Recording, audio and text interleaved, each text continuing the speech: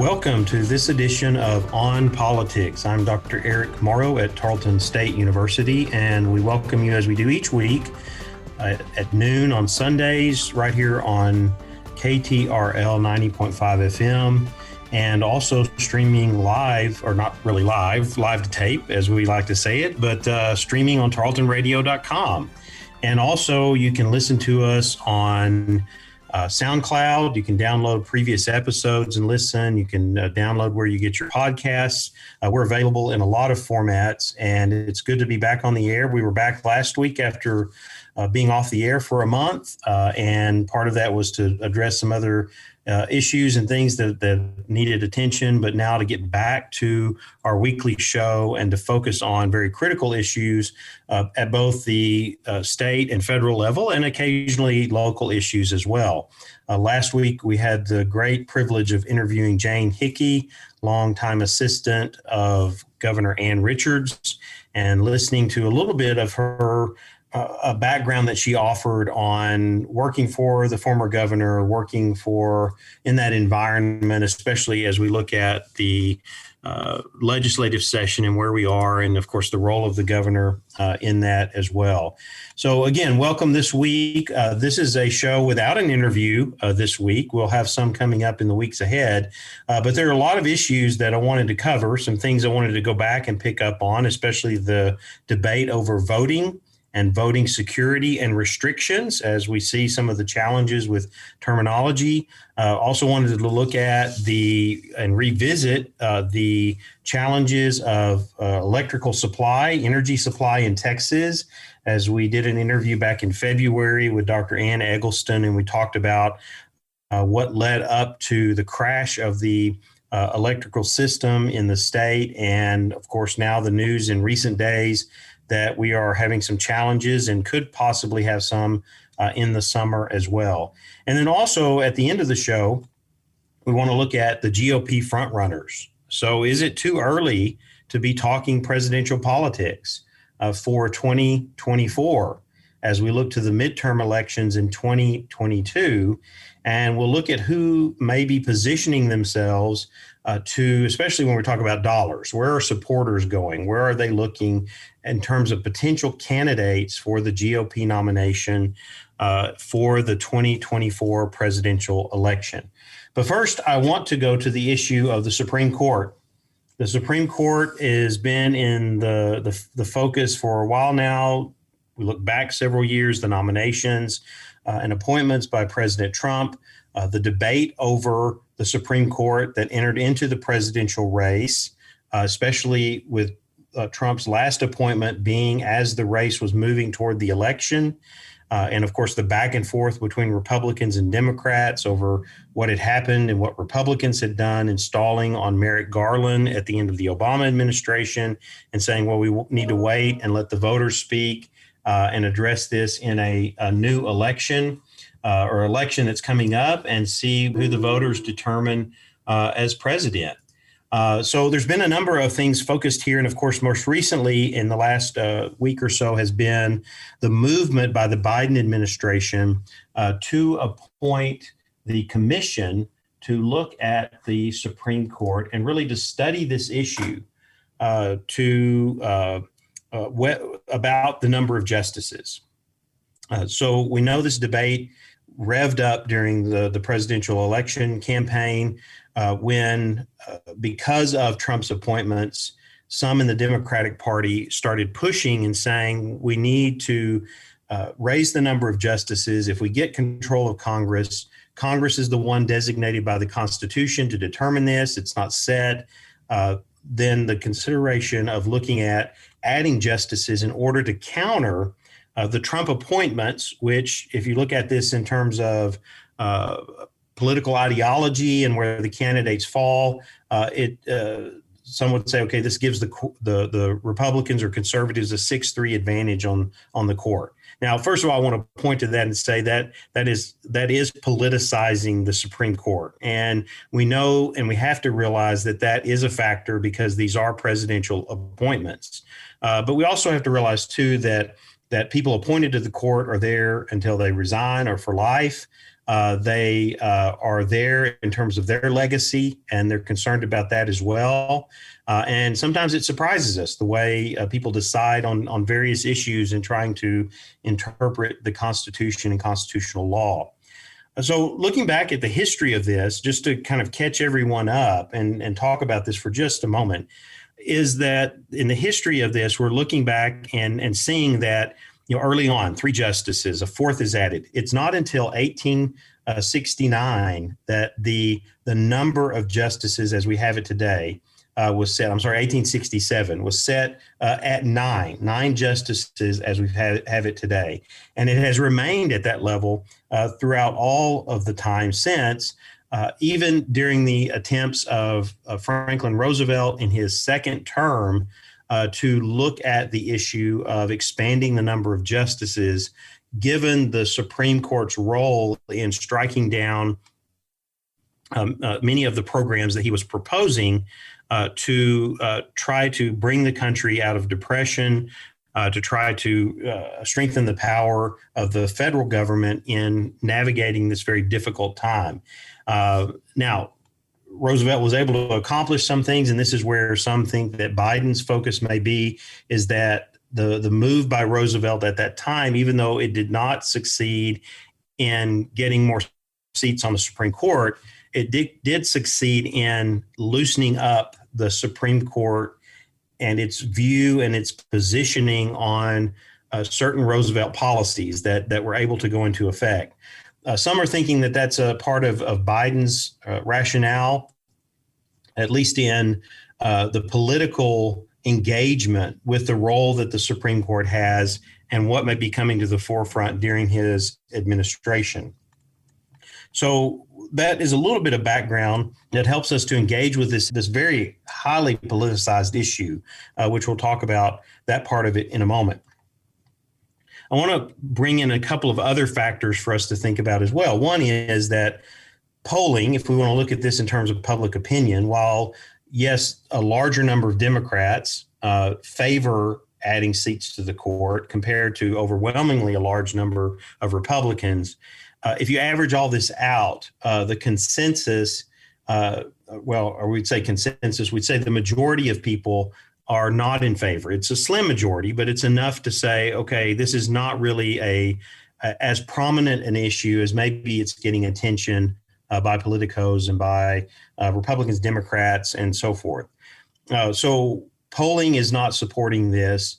The second thing is the actual makeup of the commission and really the power that it's been given. So if you look through the several press releases from the White House, if you look through the committee appointments, if you look through the executive order appointing or creating the presidential commission on the Supreme Court, there are some concerns here.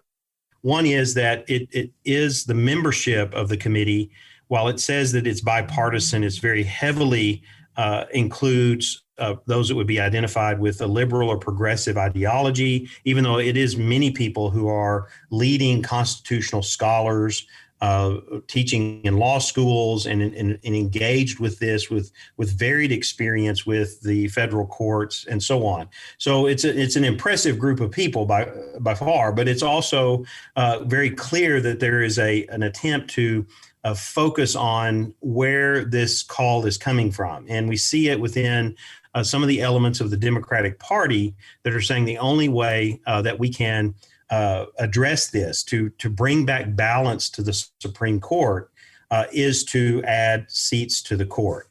And in saying that, I want to go to a clip that I want us to share with you that was the press conference that was offered on the occasion of announcing new legislation that has been proposed in Congress. You had Senator Ed Markey, you had Representative Jerry Nadler, who came out and announced this new legislation that was being proposed in Congress to increase the number of seats on the court by 4. So let's listen to this, and then we'll come back and talk about some of the other elements of that. So we are here as a coalition beginning this effort to ensure that we restore justice to the Supreme Court. This is an incredible moment as we introduced the Judiciary Act of 2021. We are here today because the United States Supreme Court is broken. It is out of balance, and it needs to be fixed. Too many Americans view our highest court in the land as a partisan political institution, not our impartial judicial branch of government. Too many Americans have lost faith in the court as a neutral arbiter of the most important constitutional and legal questions that arise in our judicial system. And I'm disappointed to say that too many Americans question the court's legitimacy.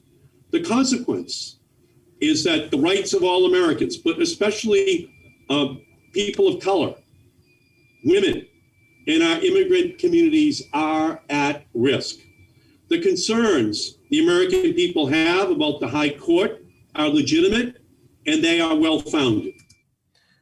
All right. So hearing from Senator Ed Markey and hearing the what they are offering as the justification for this really highlights that call from within the Democratic Party of leadership who is attempting to address what happened during the Trump administration with the appointment of judges and what they perceive to be that imbalance.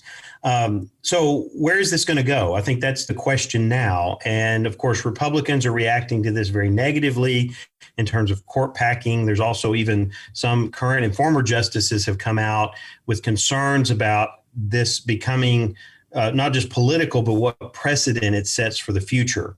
And so I think one of the things we have to look at is what authority does the commission have, which first we have to say very little. It's not even charged really in making recommendations. It's more to study the issue, which if we look back historically of these types of commissions and what they've done, it's often been a way of deflecting criticism or deflecting a focus on a particular issue in order to kind of kick it down the road a little bit, which Biden has already done, which he did in the general election, in the debates, when he kind of talked about saying, well, we need to study this. He wouldn't come out and say, yes, we need to increase the size of the court. So this is another way of kind of pushing it off to say, okay, let's let this commission study it for 6 months or so, and then we'll come back and we'll see what they offer to determine if there's a way forward with this. Of course, 6 months from now, we're going to be we're going to be in that midterm election cycle. What other issues, what will be relevant at that point and what will not be. This is a way of addressing concerns, and it looks like that Biden is doing this within his party in a way to say, okay, we're going to take a look at it, but not in a way that overcommits him to actually do something. And I think one of the reasons for that, and we also see this, I think, in the response of Nancy Pelosi that said about this legislation that's being proposed, that it's not going to come to the floor. She has already come out saying that this is not going to move forward in the House. One, you have to look, it's a very close a majority that they have that could change in the next election. But also, I think President Biden and Nancy Pelosi, Speaker of the House, are both institutionalists. I think they both, in their careers and how they have worked within government, have emphasized the importance of the institutions in the way that they are and how they function. And trying to really protect that in some way over against the winds of politics that change with every election and that change with every issue. And so this is something that really steps across that line and looking back at how the Supreme Court has worked. And I don't know that they fully agree with Ed Markey and Jerry Nadler and others that this is out of balance or this is broken. They may agree, yes, well, now conservatives have a majority on the court, and this is going to impact court decisions for decades to come. This is going to be a concern about civil rights issues and other things, which, again, I think there's some legitimacy there looking back historically at the institution. But on the other hand, I think it's the role then of Congress and the president to engage with these issues in a substantive manner that appeals to the role that the Supreme Court has in interpreting the Constitution and trying to navigate some of these very difficult issues in the public square that address, some of the current challenges that we're facing in our society that are going to come to fruition through the legal system and possibly end up with the Supreme Court. So I think both Biden and Speaker Pelosi are looking at this in answering the dissent, the concerns in their party in a way of giving it attention, giving it significant attention to say we need a presidential commission on this, but not in a way of, okay, we're actually going to do something about this. We're actually going to seriously consider whether we should expand the number of seats on the Supreme Court. I think we'll be looking at this differently 6 months from now. It may not even be an issue. It may not be the focus at that point. It could very well be that there is growing support and it's politically expedient for there to be more support put behind this. I mean, we need to go through a Supreme Court session with all of these justices and see where decisions lie. And that could be kind of go back to what Roosevelt did. Roosevelt basically, in trying to look at the issue of packing the court, put pressure on the Supreme Court. Now, of course, we're looking at this from the outside. We're looking at it at the distance of history. But some scholars look at it and say, yes, it did lead to the court being a little bit more open to some of the policies and the directions that Roosevelt was addressing in dealing with the national economic crisis. Biden is in his first term and possibly his only term. And is that going to be sufficient? Is that going to apply a similar kind of pressure to the Supreme Court where they don't become a lightning rod on particular issues that they see or could go maybe one way or the other? So we'll have to see. A lot of this depends on the issues that come forward. A lot of this depends on politics. And as this plays out, at the moment, I think the punt of getting this to a commission will give it some initial focus and debate about court packing, and it'll be politicized as you can see on both sides where people are coming out and discussing this and kind of attacking each other and so forth. That will be ongoing, but I think it will lessen as we look at other challenges that we're facing and other things that need to be addressed. And especially when we're talking about the Biden administration, and I hope to get back as we're, look at the 100-day review and we talk about what's been accomplished so far and what hasn't been and what issues continue to be very challenging for the nation and what are very highly charged political issues as we look ahead. I think that their focus is much more on governing through this crisis, through COVID, through the economic impact, through getting resources. Again, we will hopefully address that in the coming weeks to debate about the growth in spending in order to not only address the crisis, but also to look at infrastructure plans and things like that the Biden administration is proposing. So the Supreme Court packing a huge debate right now, very politicized on both sides, will continue to be, and it'll be interesting to see where we are with this 6 months from now. We're going to take a quick break, and when we come back, we will go back to something I introduced last week, and that was Senate Bill 7 coming out of the Texas legislature and talking about voting security, as some would say it. Whereas others are looking at this and concerned about what they say are voting restrictions. We'll be right back.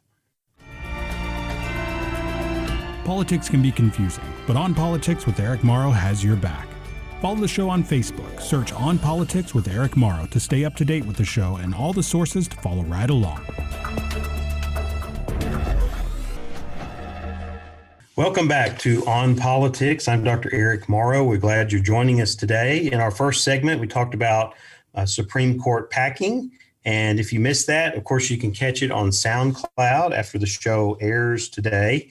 And it's an engaging issue at the moment, a topic of hot political conversation, something that may not go anywhere if we kind of read the tea leaves and examine a little bit the politics of it. But now I want to let's bring it back to Texas and what I introduced last week in talking about the move in the Texas legislature to address voting. And as some of you may know from what I said last week, but within a few weeks ago, Senate Bill 7 was passed, which would limit extended voting, early voting hours, prohibit drive-through voting, and make it illegal for local election officials to proactively send applications to vote by mail to voters if they qualify. Okay, some of this is focused on some of the practices that were in place by local election officials in the 2020 election. And of course, some of this is motivated politically by what some perceive as irregularities around the nation in that election. And an attempt to address this, an attempt to engage with constituents who are pushing their legislators to say, well, we need to do something about this. We're very much concerned about voter security. Where on the other side, you have people who are looking at this and saying, well, a lot of these local decisions that were made to facilitate the election were within election law as set by the state. They were where local authorities do have some latitude, not a significant amount, but some latitude. And they helped voting by those who may need alternative voting schedules or longer early voting hours or drive-through voting or expanded voting by mail because of COVID. So the debate is raging, of course, with our legislature being controlled by the Republican Party. This bill moved through the Senate. It's also moving through the House. And we would anticipate that there's going to be some ruling on this, or not some ruling, some decision that will come out of the legislature and go to the governor that will make these adjustments to the Texas election code. Again, highly politicized in a number of ways, especially since now you've had a lot of corporations, first of all in Georgia, when they passed some new restrictions on voting, and in order, as they were saying there, to address voter security issues. And now in Texas, where you have corporations that are coming out affirming the access to vote and really casting a light on this in a negative way, that this is creating restrictions on voting, not enabling access, that the focus here is to, especially in states, a non-majority state like Texas that has a growing non-white population, we'd say non-Hispanic white, we'd say Hispanic population, Latino population, over against the non-Hispanic white population. So the concern is the access to voting, especially in large urban areas that are growing, and the attempts to get more people to vote, as we saw with this last election with the tremendous turnout. So before we get into a few more details on this, I do have a clip from Lieutenant Governor Dan Patrick, who has come out against the critics of this, who are wanting to say that this is voting, it's restricting voting. His focus is that we do need more voting security. We need more uniformity across the state. We need to be careful about what local officials can and can't do in order not to overextend on resources so that we can still ensure the integrity of the vote and, of course, voting security. This is Lieutenant Governor Dan Patrick. Senate Bill 7 is about voter security, not about voter suppression. And I'm tired of the lies and the nest of liars who continue to repeat them. Nothing has changed in the election code regarding early voting. Nothing has changed. We have more early voting than New York or New Jersey, which proudly added 9 days yesterday. So they're up to 9. Or 8 states, including Delaware, the home state of the president, that do not have early voting. So if somehow we're accused of being racist because we want to suppress the vote of people of color, I guess New York and New Jersey and Delaware are even more racist. Nothing has changed about election day voting in the election code. Mail-in ballots for seniors and people with disabilities has actually been loosened up. Under current law, until SB 7 passes, under current law, to verify a signature, you have to have 2 signatures dating back to 6 years. We've now required only 1 signature moving forward that can go back longer than 6 years because people's signatures change over time. So I want to repeat this. Nothing has changed for mail-in ballots, election day, or early voting. All right, so those are the words of Lieutenant Governor Dan Patrick speaking to critics of Senate Bill 7 and other legislation that's being proposed where the debate is over voting restrictions or voting security. And of course, the Lieutenant Governor with many others in the legislature are emphasizing that this is all about voter security. And really what it does, when you look at it in terms of the practical application of it, it is tightening up the options that local officials have in conducting an election. Okay, I think that's where the focus is in what Dan Patrick is able to say, that we're not really changing any of this, although they are, because they're limiting the latitude that local officials have to try to facilitate voting at the local level. And so that's where the debate is, where he's saying, no, we're not changing it. Others are pointing and say, well, yes, you really are. You're taking options off the table. There are options that are not used by all counties and all election officials throughout the state of Texas. And so I think the concern there, on one hand, we could say it is legitimate, right? Because if local election officials have these options, then they have to be able to ensure the integrity of the vote in using those options. How is that monitored? Of course, the state law is there to kind of set the boundaries for local election officials. And so the concerns over in Harris County about mailing out ballot applications to all eligible voters.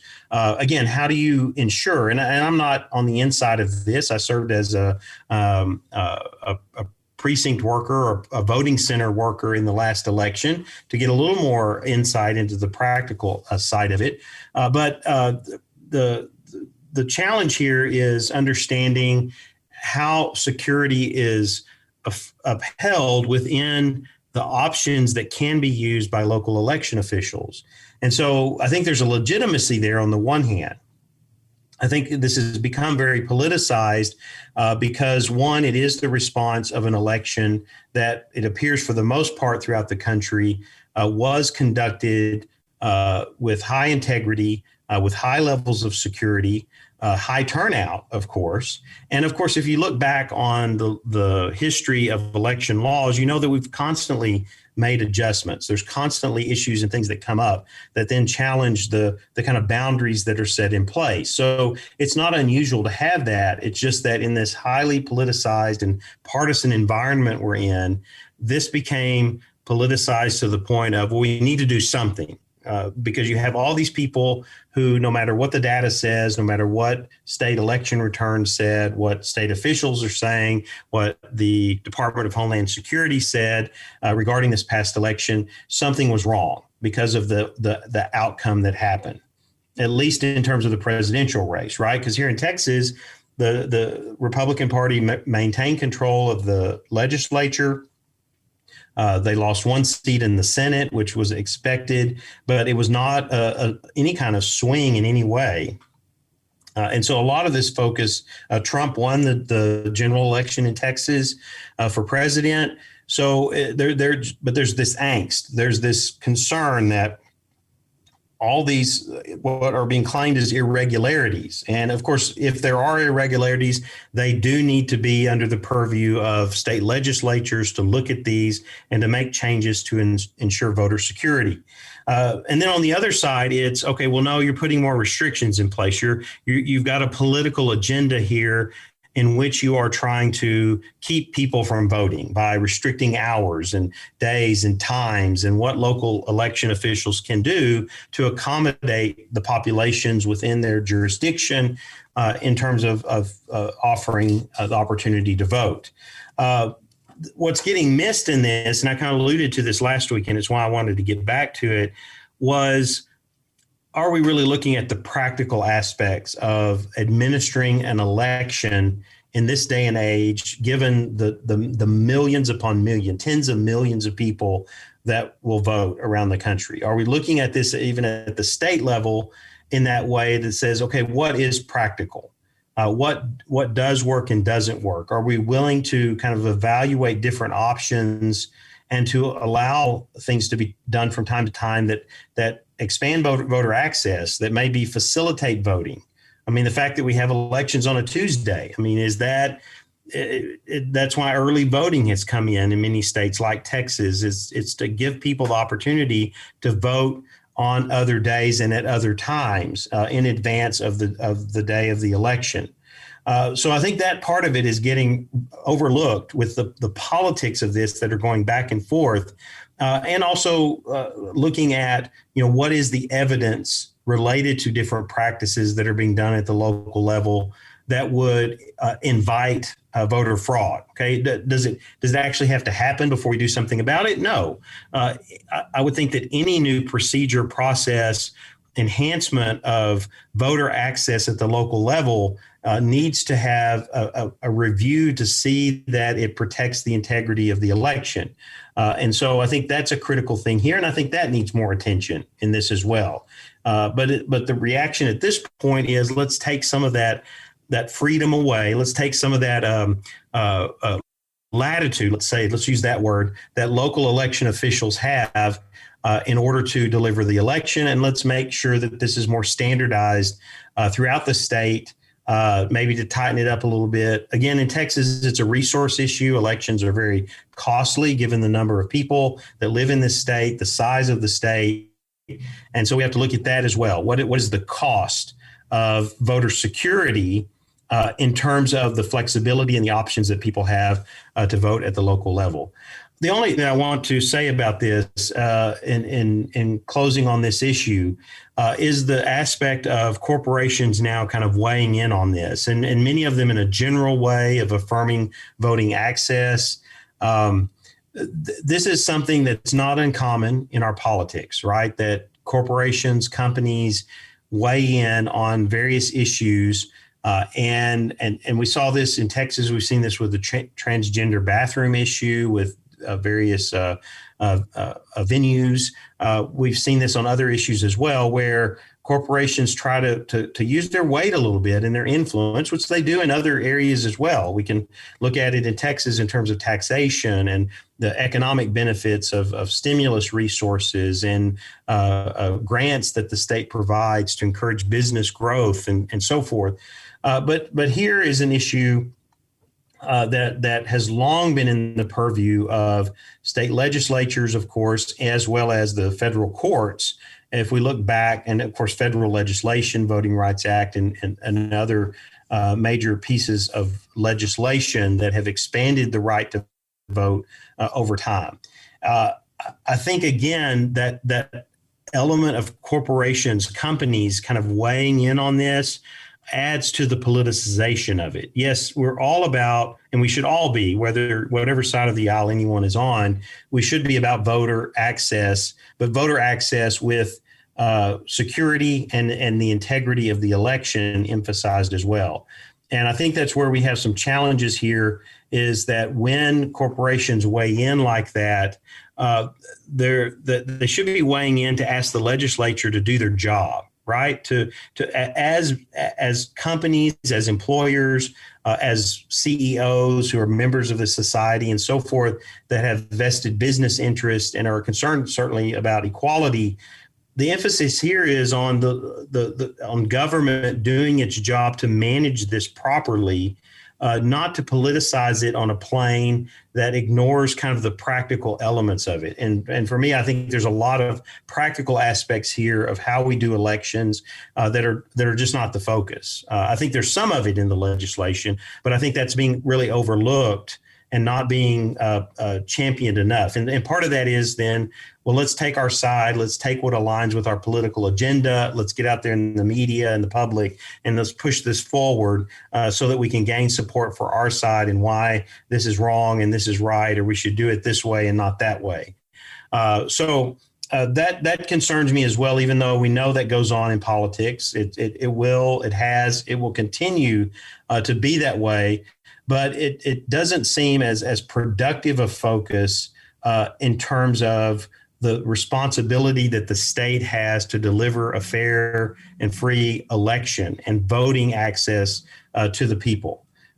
What that should be about is how can corporations, how can businesses and business leaders encourage the legislature to do its job in looking at this thoroughly, but then also on the other side of it, that they are offering solutions and options, and there's ways to help lawmakers look at this in terms of delivering elections that are that have the highest level of integrity and security.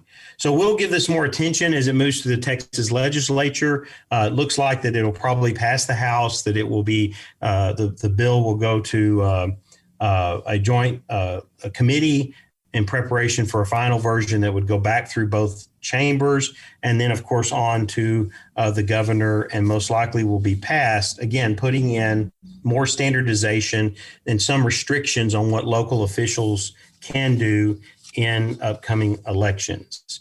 We're going to take another quick break, and we will come back for our last two segments, and that's a look back at the energy crisis that we had earlier this year and what may be in store for us going ahead unless some of this is fixed, and then also talking very briefly about some of the front runners, at least in terms of fundraising, for the 2024 GOP presidential nomination.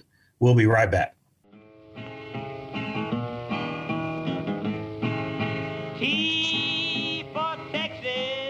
T for Texas is a Texas-based history podcast from historian Dr. T. Lindsay Baker. Find a new episode every Thursday morning wherever you get your podcasts.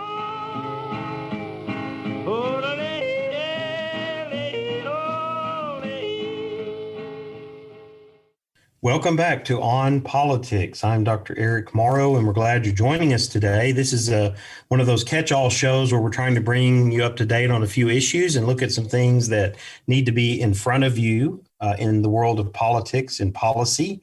Of course, today we focused on packing the Supreme Court. We have focused on voting restrictions or voting security in Texas, depending on how you look at that issue. I think it's a little bit of both. And now we turn to, in the last part of the show, I've got two issues that I want to deal with, one in Texas and one on the national level. But first of all, this past week, Texans were asked to conserve electricity because the supply of power could barely keep up with demand. And wow, this raises concerns, right? Especially when we're looking at summer just around the corner. And we know that in Texas that summer can be hot, it can be dry, it can be not much wind to help cool us off. And so what does this mean going forward, and what are the issues? Well, a part of this concern was due to power plants that have been offline due to maintenance.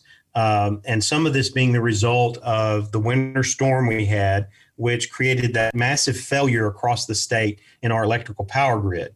If you were with us in February, our episode that aired on February 28th, we interviewed Dr. Ann Eggleston, the director of the Center for Environmental Studies here at Tarleton State University.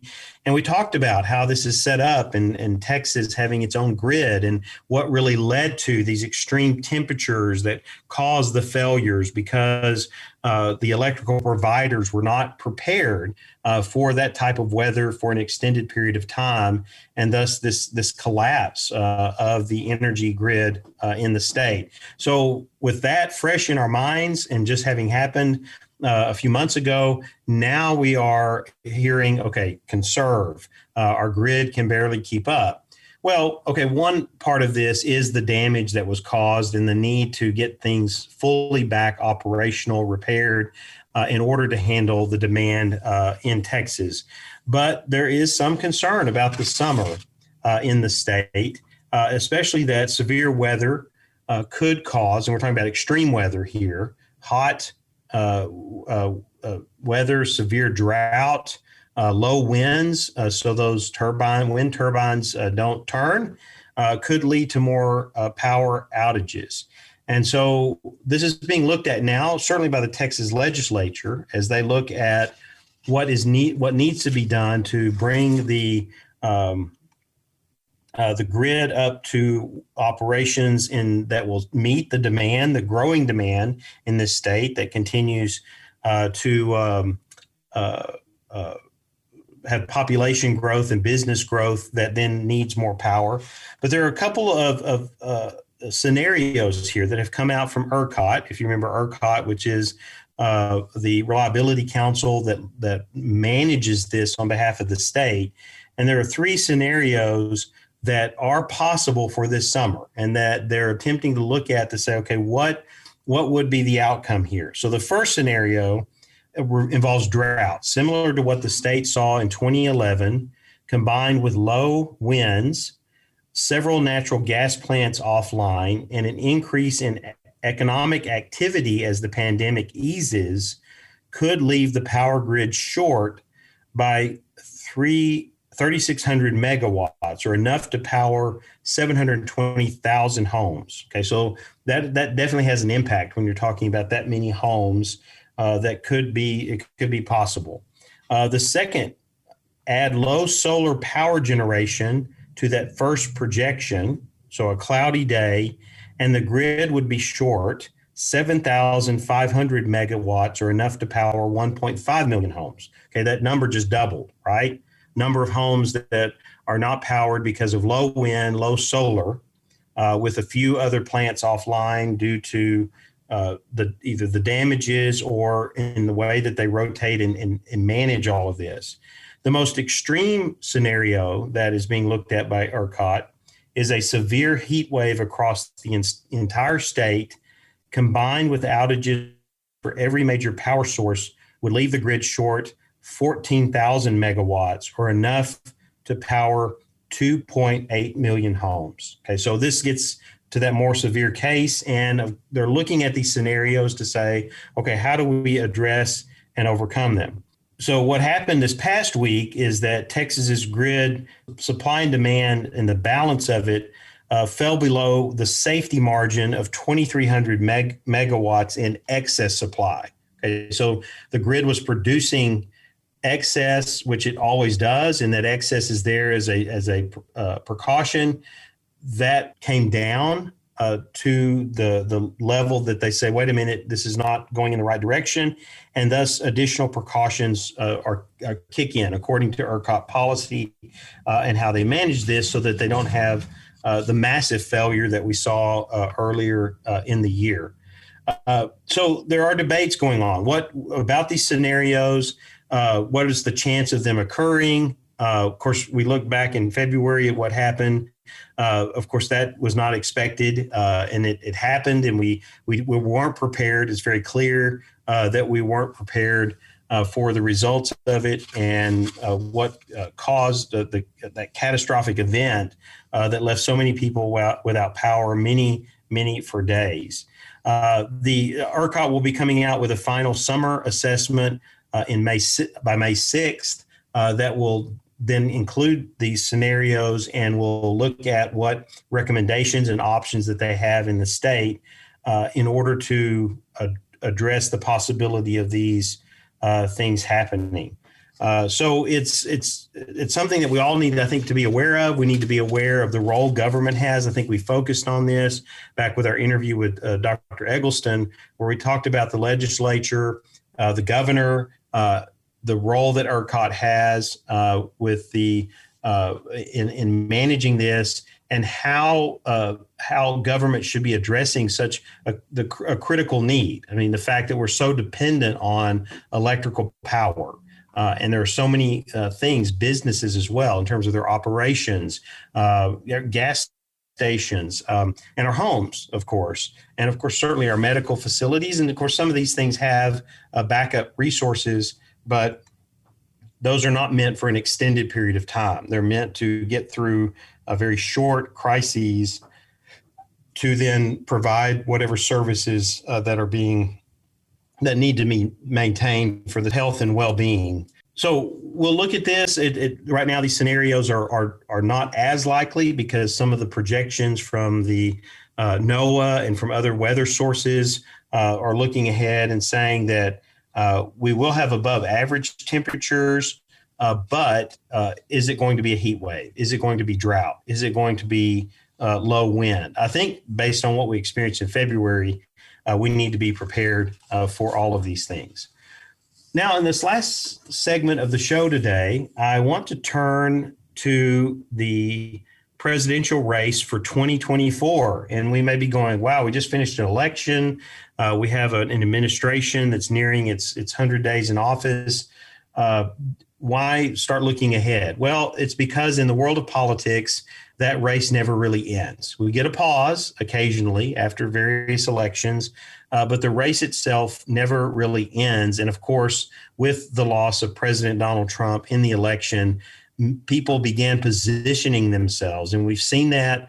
And I wanted to bring to our attention several people, and some of these names will be familiar, but they are people who are out in front and are fundraising and are positioning themselves. One that has come to the forefront in recent weeks is Florida Governor Ron DeSantis, who has begun raising funds and really having people come to him and organizations come to him that have resources and are looking at him as, in fact, I saw a Politico article said that a nicer version of Donald Trump. He's being looked at along with former Vice President Mike Pence, who is out there. But does he have the ability to draw the kinds of resources that some of these other candidates, now potential candidates? So as the Republican Party looks at this going forward, national donor interest, as several articles have pointed out, is very, very much interested in Governor DeSantis. They're lining up to support his reelection effort in 2022, which would be a good opportunity for him to be on not just the state, but national stage, and then to position himself for 2024. We've seen in interviews that have been conducted among contributors and fundraisers in the Republican Party that this focus is shifting to DeSantis and looking at him not just because of Florida, but by many throughout the country as having a major political future in the Republican Party.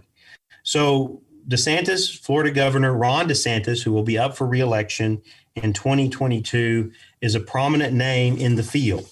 A couple of other names that may seem a little more familiar if you followed the show and you followed the election politics, and that is Texas Senator Ted Cruz and Missouri Senator Josh Hawley. Both of these had their names out there and have been vying for position within the party, especially since the election.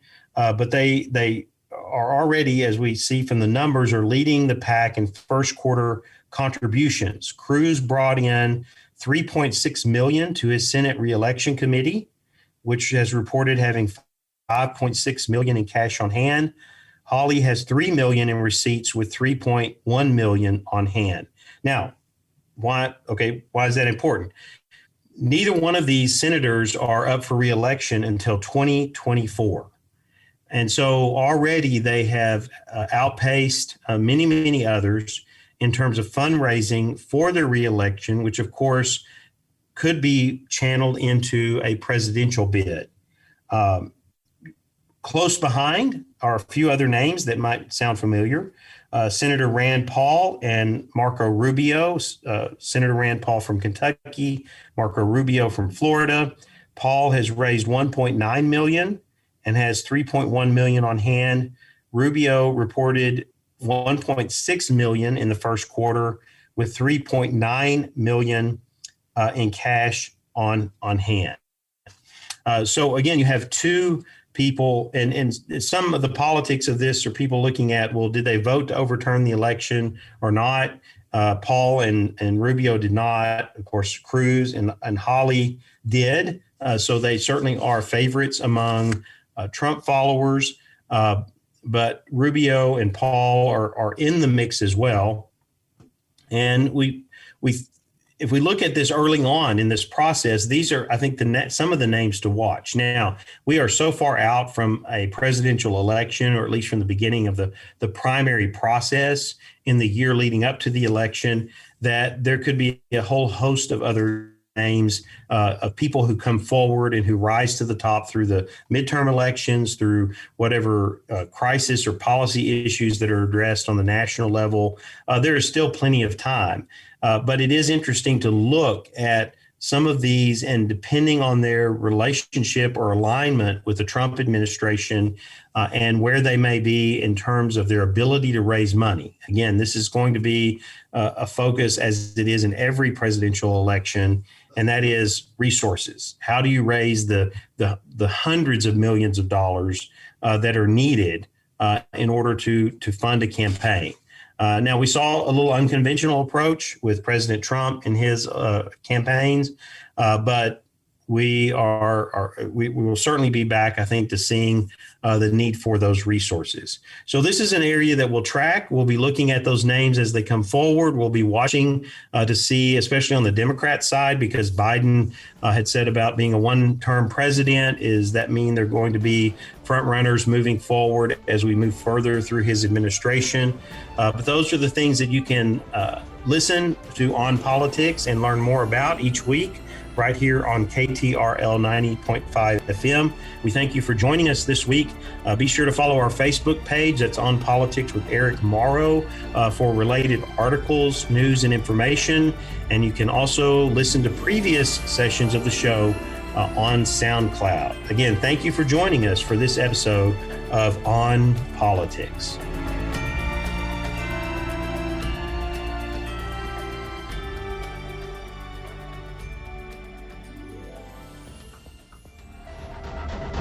This has been a Tarleton Radio Network podcast with production from me, Taylor Welch. And me, Carissa Cole. Find more great shows by searching Tarleton Radio Network wherever you get your podcasts.